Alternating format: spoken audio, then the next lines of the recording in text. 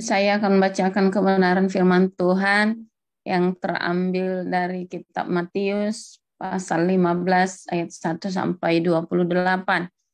Beginilah firman Tuhan. Ayat 1 sampai 8, Bu. Ayat 1 Ayat sampai 1, 8. ya, betul. Silakan, Bu. Kemudian datanglah beberapa orang Farisi dan ahli Taurat dari Yerusalem kepada Yesus dan berkata, "Mengapa murid-muridmu melanggar adat istiadat nenek moyang kita? Mereka tidak membasuh tangan sebelum makan." Tetapi jawab Yesus kepada mereka, "Mengapa kamu pun melanggar perintah Allah demi adat istiadat nenek moyangmu? Sebab Allah berfirman, hormatilah ayahmu dan ibumu. Dan lagi, siapa yang mengutuki ayahnya atau ibunya pasti dihukum mati. Tetapi kamu berkata, barang siapa berkata kepada bapaknya atau kepada ibunya, apa yang ada pada aku yang dapat digunakan untuk pemeliharaanmu, sudah digunakan untuk persembahan kepada Allah, orang itu tidak wajib lagi menghormati bapaknya atau ibunya. Dengan demikian firman Allah kamu nyatakan tidak berlaku demi adat istiadatmu sendiri. Hai orang-orang munafik, benarlah nubuat Yesaya tentang kamu. Bangsa ini memuliakan aku dengan bibirnya, padahal hatinya jauh daripadaku." Demikian. Ya, terima kasih, Ibu Sarma. Silakan, Ibu Lucy. Baik Pak Mulia, saya akan membacakan firman Tuhan terambil dari Yehezkiel 36 ayat 25 sampai 38 berbunyi demikian. Aku akan mencurahkan kepadamu air jernih yang akan mentahirkan kamu dari segala kenajisanmu, dan dari semua berhala-berhalamu aku akan mentahirkan kamu. Kamu akan kuberikan hati yang baru dan roh yang baru di dalam batinmu, dan aku akan menjauhkan dari tubuhmu hati yang keras, dan kuberikan kepadamu hati yang taat. Rohku akan kuberikan diam di dalam batinmu, dan aku akan membuat kamu hidup menurut segala ketetapanku dan ketetapan berpegang pada peraturan-peraturanku dan melakukannya. Ayat 28. Dan kamu akan diam di dalam negeri yang telah kuberikan kepada nenek moyangmu, dan kamu akan menjadi umatku, dan aku akan menjadi Allahmu. Aku akan melepaskan kamu dari segala dosa kenajisanmu, dan aku akan menumbuhkan gandum serta memperbanyaknya, dan aku tidak lagi mendatangkan kelaparan atasmu. Aku juga memperbanyak buah pohon-pohonanmu, dan hasil ladangmu, supaya kamu jangan lagi menanggung noda kelaparan di tengah bangsa-bangsa. Dan kamu akan teringat-ingat kepada kelakuanmu yang jahat dan perbuatan-perbuatanmu yang tidak baik. Dan kamu akan merasa mual melihat dirimu sendiri karena kesalahan-kesalahanmu dan perbuatan-perbuatanmu yang keji. Bukan karena kamu aku bertindak. Demikianlah firman Tuhan Allah. Ketahuilah itu. Merasa malulah kamu, dan biarlah kamu dipermalukan karena kelakuanmu, hai kaum Israel. Beginilah firman Tuhan Allah. Pada hari aku mentahirkan kamu dari segala kesalahanmu, aku akan membuat kota-kota didiami lagi, dan reruntuhan akan dibangun kembali. Tanah yang sudah lama tinggal tandus akan dikerjakan kembali, supaya jangan lagi tetap tandus di hadapan semua orang yang lintas daripadamu.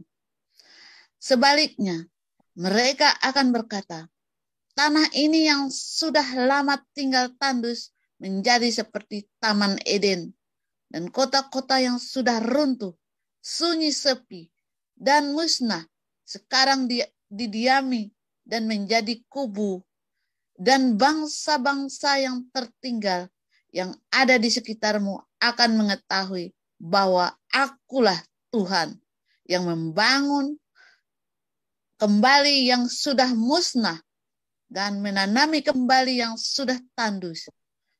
Aku Tuhan yang mengatakannya dan akan membuatnya.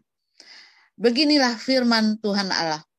Dalam hal ini juga, aku menginginkan supaya kaum Israel meminta daripadaku apa yang hendak kulakukan bagi mereka, yaitu membuat mereka banyak seperti lautan manusia. Ayat 38.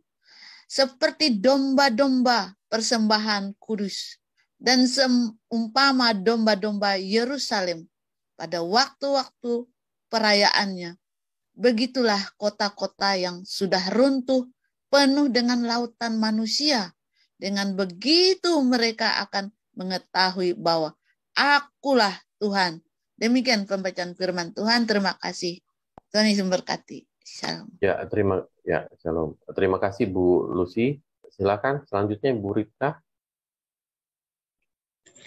Roma pasal yang ke-11 ayat yang ke-16 mulai. Demikian firman Tuhan. Jikalau roti sulung adalah kudus, maka seluruh adonan juga kudus. Dan jikalau akar adalah kudus, maka cabang-cabang juga kudus. Karena itu apabila beberapa orang telah dipatahkan dan kamu sebagai tunas liar telah dicangkokkan di antaranya dan turut mendapat bagian dalam akar pohon zaitun yang penuh getah, janganlah kamu bermegah terhadap cabang-cabang itu, jikalau kamu bermegah. Ingatlah bahwa bukan kamu yang menumpang akar itu, melainkan akar itu yang menopang kamu. Mungkin kamu akan berkata, ada cabang-cabang yang dipatahkan supaya dicangkokkan di antaranya sebagai tunas. Baiklah, mereka dipatahkan karena ketidakpercayaan mereka, dan kamu tegak tercacak karena iman. Janganlah kamu sombong, tetapi takutlah, sebab kalau Allah tidak menyayangkan cabang-cabang asli, Ia juga tidak akan mencangkokkan kamu, sebab perhatikanlah kemurahan Allah dan juga kekerasannya, yaitu kekerasan atas orang-orang yang telah jatuh, tetapi atas kamu kemurahannya, yaitu jika kamu tetap dalam kemurahannya, jika tidak, kamu pun akan dipotong juga. Tetapi mereka pun akan dicangkokkan kembali jika mereka tidak tepat dalam ketidakpercayaan mereka. Sebab Allah berkuasa untuk mencangkokkan mereka kembali. Sebab jika kamu telah dipotong sebagai pohon zaitun liar dan bertentangan dengan keadaan itu, kamu telah dicangkokkan pada pohon zaitun sejati. Terlebih lagi mereka ini yang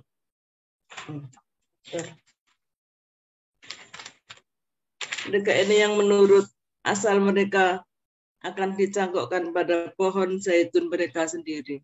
Demikian firman Tuhan. Ya, terima kasih Bu Ripka. Silakan Ibu Evangelis. Mohon maaf untuk Ibu Sarma, lektor pagi hari ini. Mungkin saya salah menulis ya, Matius 15, 1 sampai 8. Jadi Iya, Bu. pokok anggur yang benar. Apakah bisa diulang kembali? Bisa, Bu. Matius 15, Sampai ayat 1 sampai 8. Matius 1 sampai 15, 1 sampai 8. Ayat Matius 1 15 sampai 8. Ibu Sarma, silakan, Bu. Mohon maaf. Ibu Sarma, silakan di unmute, Bu.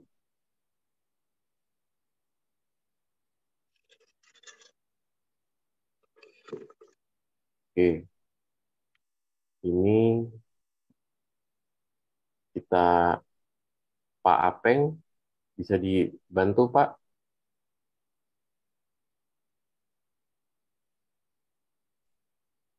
Iya, saya baca dari yang dari Pak Yuda tampilkan aja ya. Ya. Kemudian datanglah beberapa orang Farisi dan ahli Taurat dari Yesus. Yohanes 15. Oh, Yohanes 15. 15. Ayatnya 1 sampai 8. Pokok anggur yang benar. Oh, Yohanes 15 ya. Oke.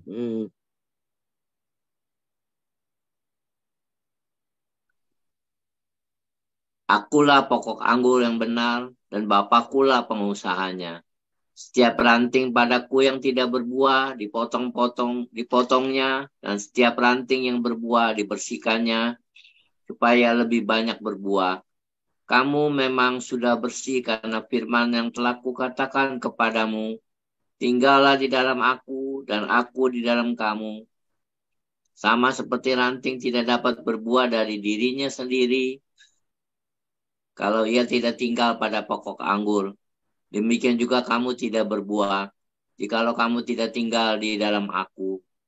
Akulah pokok anggur dan kamulah ranting-rantingnya. Barang siapa tinggal di dalam aku dan aku di dalam dia, ia berbuah banyak. Sebab di luar aku kamu tidak dapat berbuat apa-apa. Barang siapa tidak tinggal di dalam aku, ia dibuang keluar seperti ranting dan menjadi kering, kemudian dikumpulkan orang dan dicampakkan ke dalam api, lalu dibakar. Jikalau kamu tinggal di dalam aku dan firmanku tinggal di dalam kamu, mintalah apa saja yang kamu kehendaki, dan kamu akan menerimanya. Dalam hal inilah Bapakku dipermuliakan, yaitu kamu berbuah banyak, dan dengan demikian kamu adalah murid-muridku. Ya, terima kasih Pak Apeng. Ya, silakan Bu Evangelis Angesti. Iya. Suara saya? Ya, jelas Bu. Iya, jelas. Terima kasih. Selamat pagi semuanya. Shalom. Bagi saudara-saudaraku semuanya di YouTube pagi hari ini. Terima kasih untuk kesempatan yang diberikan kepada saya. Dan sebetulnya saya ini bisa bertemu dengan Hagios channelnya Pastor Paul karena saya memang sudah lama tidak bergereja dan saya pelayanan di gereja-gereja di mana saja di desa-desa ataupun di kota apapun, dari gereja GBI, gereja Katolik, gereja apapun, saya ikut pelayanan mereka. Dan sampai ketika saya mulai suka membuka YouTube ya, saya ketemu dengan channel Pak Pastor Paul ini, dan saya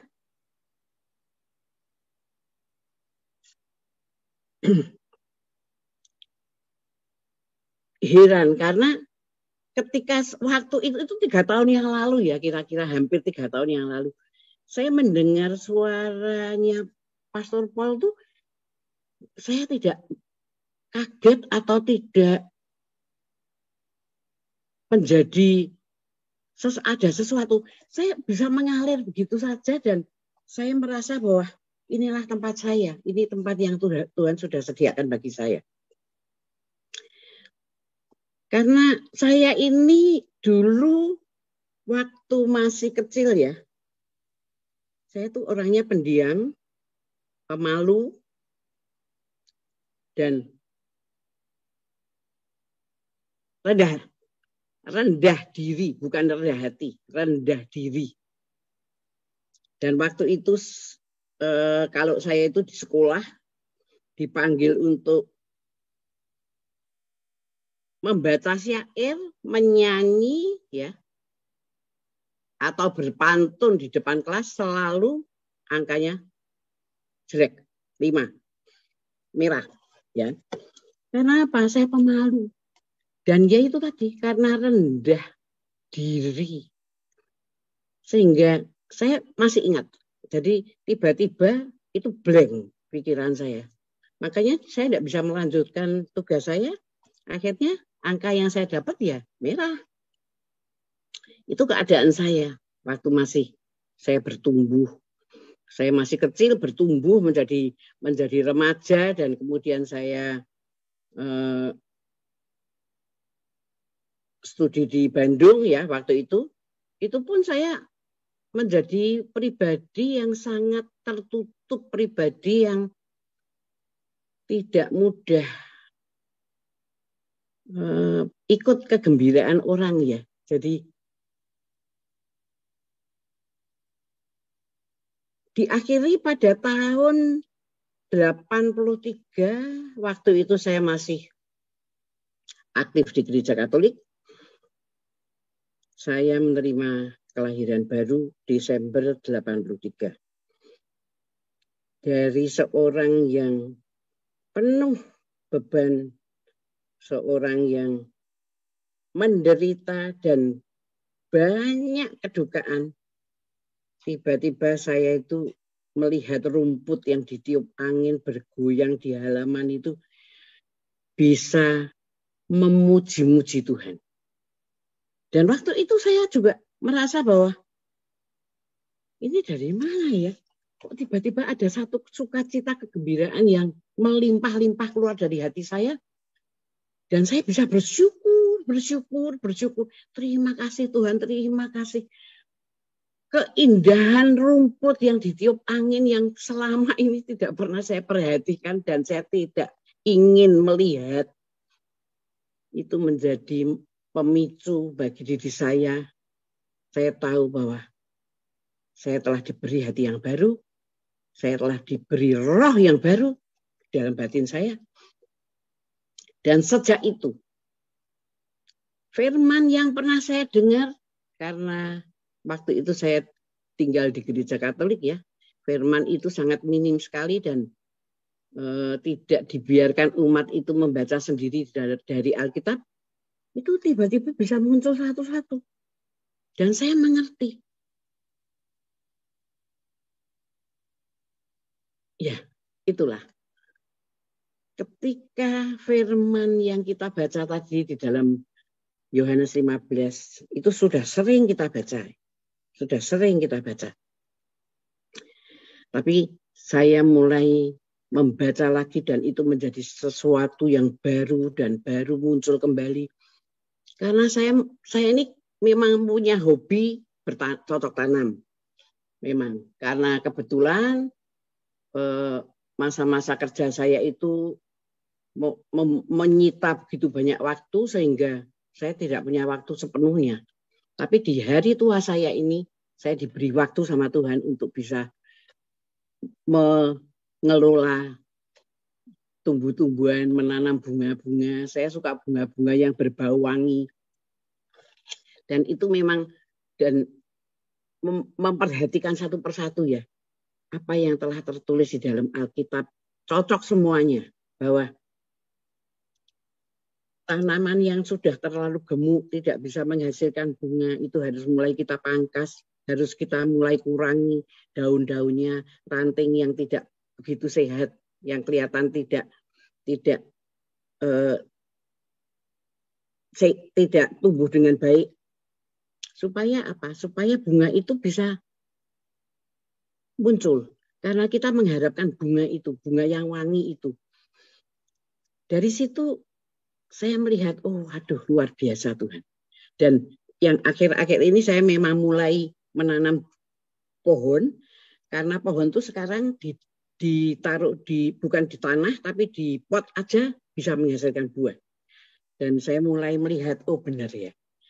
Ketika ranting itu diperhatikan dan kita tidak lupa memupuk akarnya, ranting itu bisa menghasilkan buah dan buah itu juga besar, ya.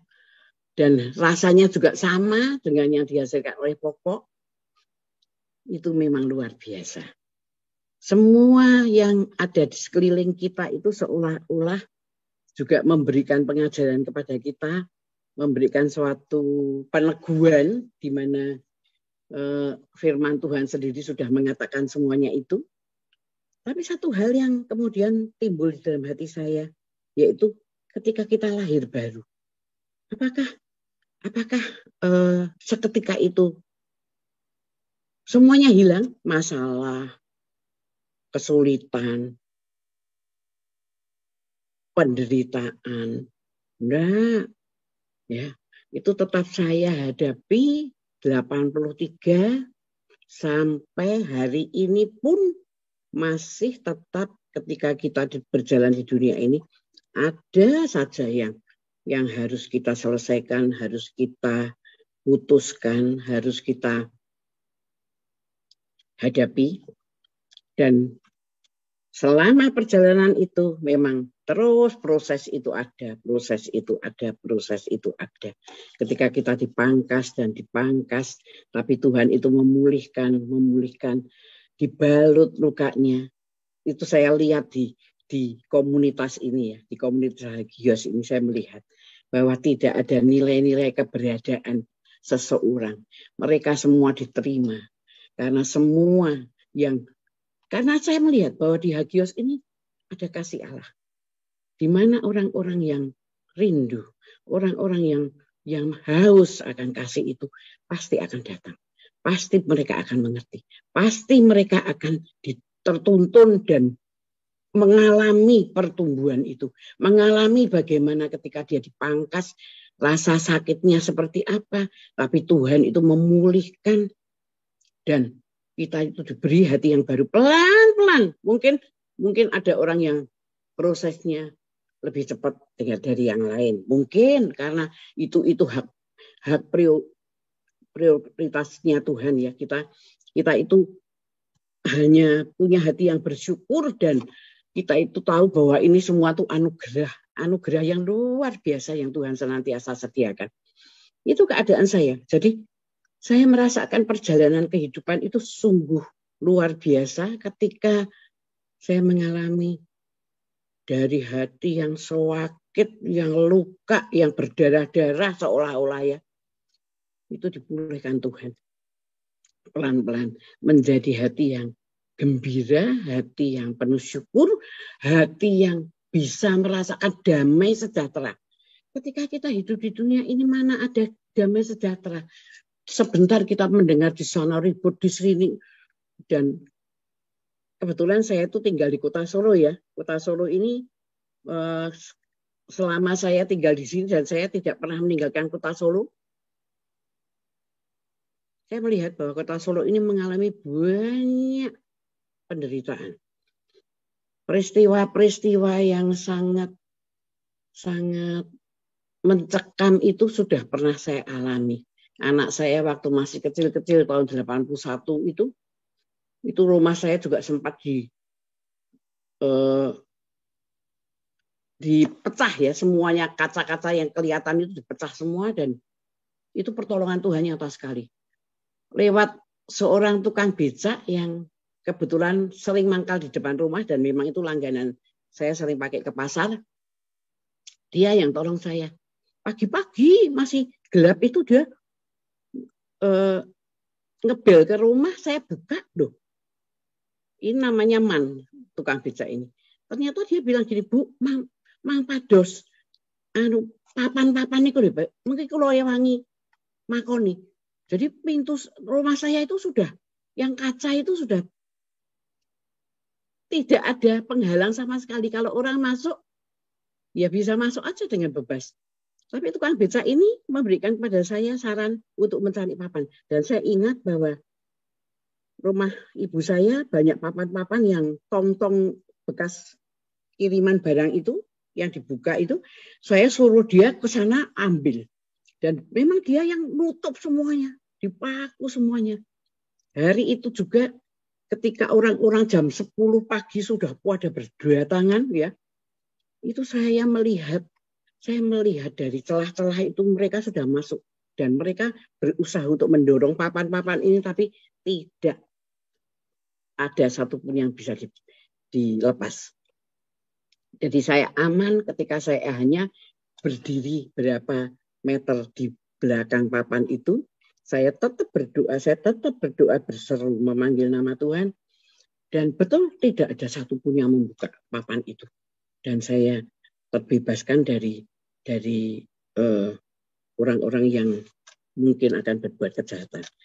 Dan itu saya alami di dalam kehidupan, dan satu persatu bagaimana sulitnya ketika saya harus bekerja, saya harus mencari makan untuk anak-anak saya.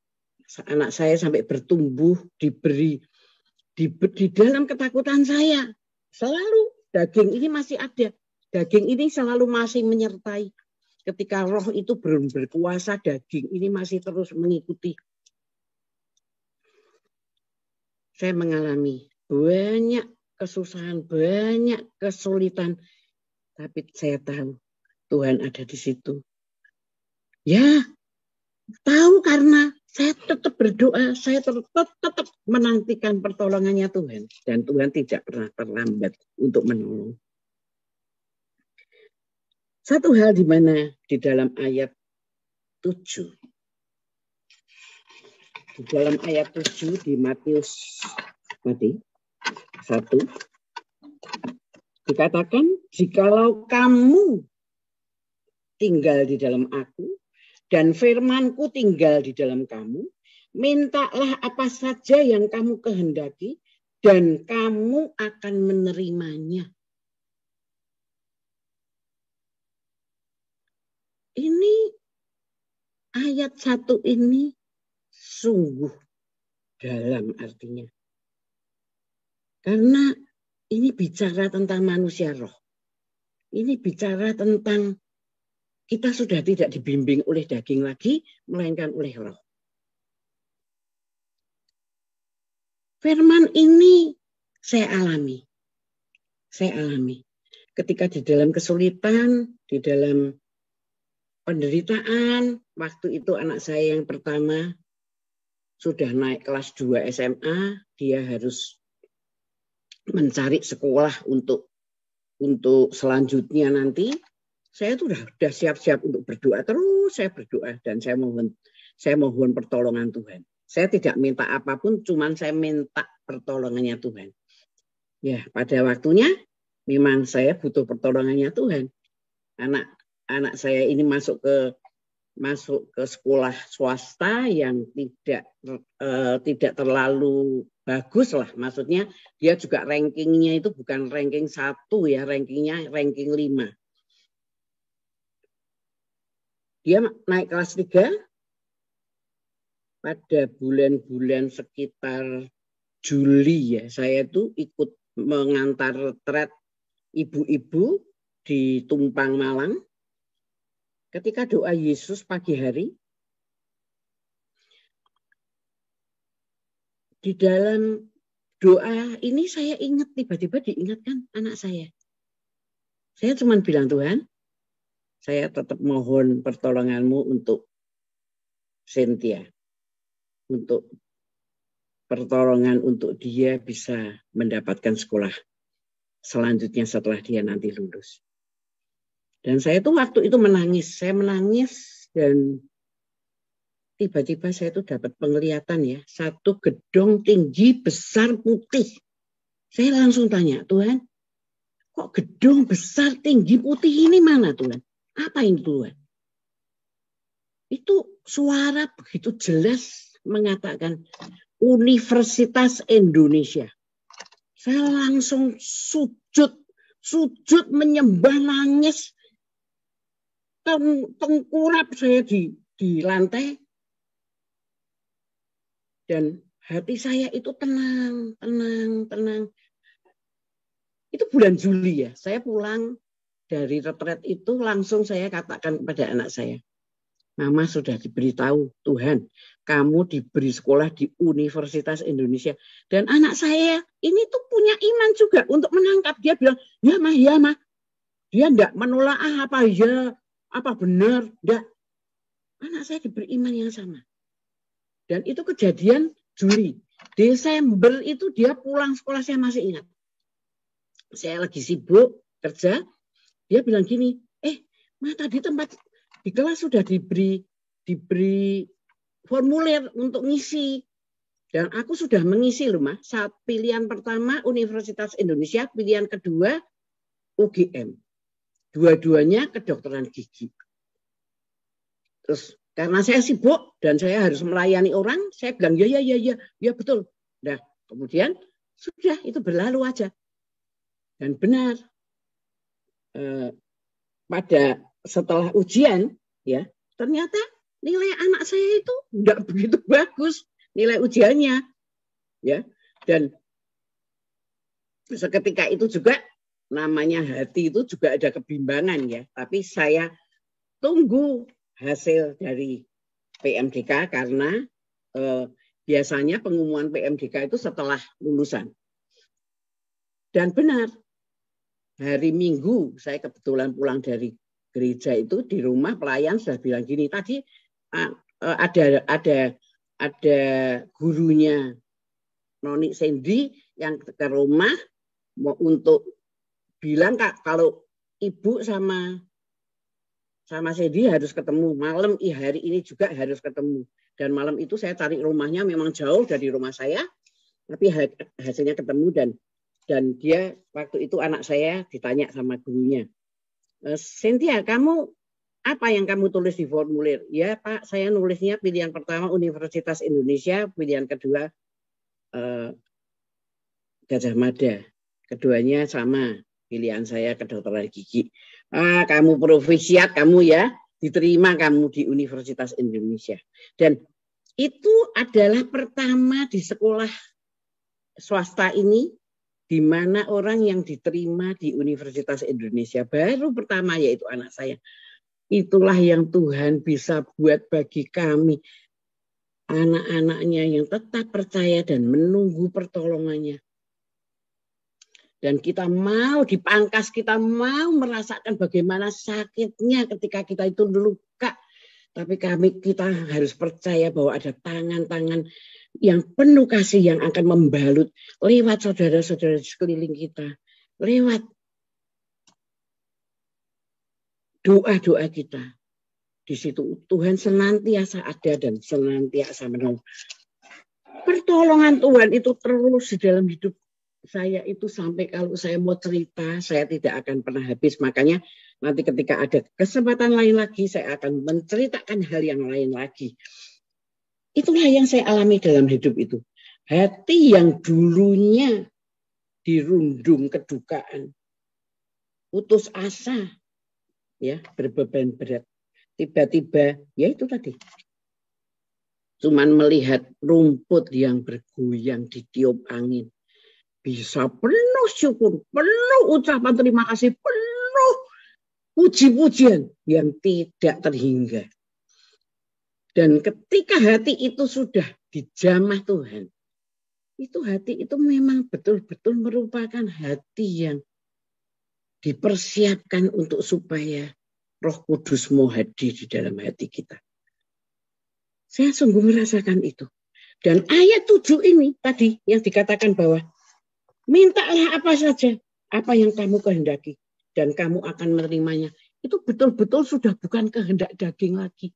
Itu bukan kehendak daging. Keinginan daging itu mati dan digantikan oleh keinginan roh. Kalau keinginan roh itu penuh kasih, penuh kesabaran. Jadi menunggu, karena saya ketika waktu dalam keadaan kedukaan saya itu ya, itu saya tuh orang yang penuh emosi, marah-marah sukanya. Itu ada orang yang salah satu ya, orang yang ada di sekeliling mereka saya marahi semua. Itu keadaan saya seperti itu.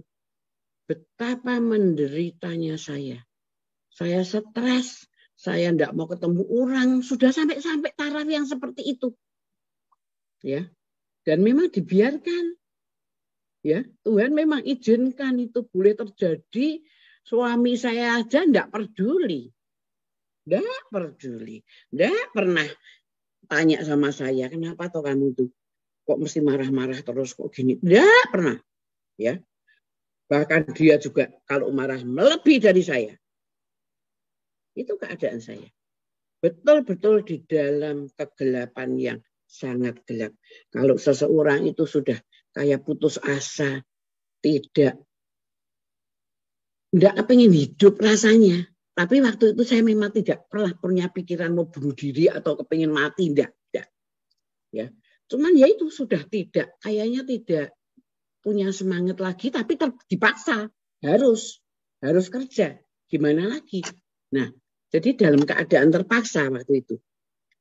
Dalam keadaan apapun yang kalau itu bukan seturut dengan kehendak roh, ya akan membuat kita sangat menderita. Luar biasa, Tuhan itu kalau memberikan sesuatu keadaan itu memang ada rancangannya itu damai sejahtera, bukan kecelakaan. Dan itu saya alami.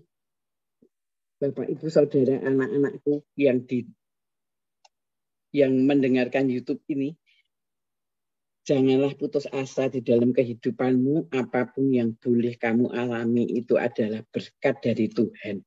Jangan kamu terima sebagai suatu kutuk ataupun dosa yang senantiasa dituduhkan oleh iblis. Saya dulu ya gitu, dituduh terus ya. Loh, kamu gini dulu gini, nggak mungkin kamu dikasih Tuhan. Saya tahu penuduh saya itu setan. Dan saya tahu bahwa saya tidak boleh mendengarkan. Telinga saya harus saya tutup betul-betul untuk setiap dari pernyataan penuduhan dari musuh itu. Itulah keadaan saya yang ingin saya ceritakan. Jadi dalam keadaan apapun, kalau Tuhan itu yang buat, kalau itu Roh Kudus yang mengerjakan dalam hidupmu, pasti engkau bertumbuh. Bertumbuh dan nanti akan menghasilkan buah-buah roh. Dan itu sangat dibutuhkan ketika kita mau melayani. Ketika kita mau melayani, kita menghadapi dunia ini ya. Orang-orang itu begitu banyak dengan segala kesulitan mereka, dengan segala keberadaan mereka yang masih dalam keadaan luka, keadaan mereka itu masih berbeban berat, bermasalah. Sama sekali bukan kemampuan kita. Itu tugas Roh Kudus. Dan apabila Roh Kudus ada di dalam hatiku, aku percaya Dia akan tuntun aku, bimbing aku, terangi aku. Bahkan mengatakan kepadaku apa yang harus aku kerjakan. Apa yang harus aku katakan. Terpujilah Tuhan untuk selama-lamanya. Karena Dia hidup dan Dia yang layak menerima segala kemujian. Terima kasih Bapak, Ibu, Saudaraku untuk kesempatan yang diberikan kepada saya. Biarlah nama Tuhan kita Yesus HaMasiah dipermuliakan selama-lamanya sampai selama-lamanya. Haleluya. Amin.